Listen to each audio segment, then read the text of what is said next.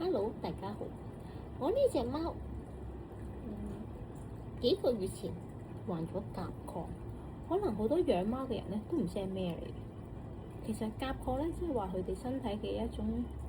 機能啦失調咗啦，令佢哋嘅甲亢指數上升或者下降到某個程度。對於貓貓嚟講咧，呢一啲情況都會令到佢哋咧會好容易有心臟病啦，同埋腎衰竭㗎。如果你唔係身體檢查 check 下嘅話咧，可能都未必會發覺得到嘅喎。我隻貓咧突然之間有一段日子好鍾意飲水，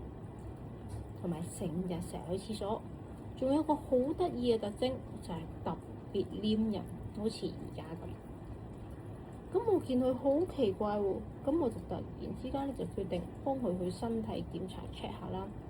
喺身體檢查之前咧，佢有一段好短嘅時間咧，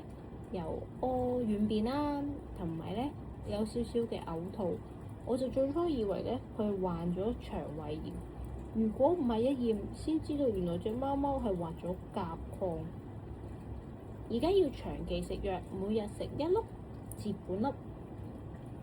但係食甲亢咧，好容易咧令到佢哋咧有副作用啦，同埋咧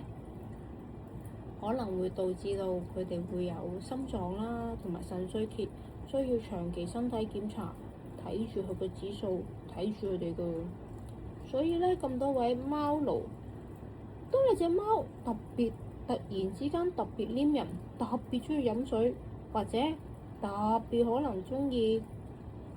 去廁所嘅時候咧，千祈唔好掉以輕心，盡快帶去睇醫生。同佢哋嘅平時嘅行為，只要有咩嘢唔一樣咧，都要加多啲留意啊！希望我隻貓貓可以長命啲。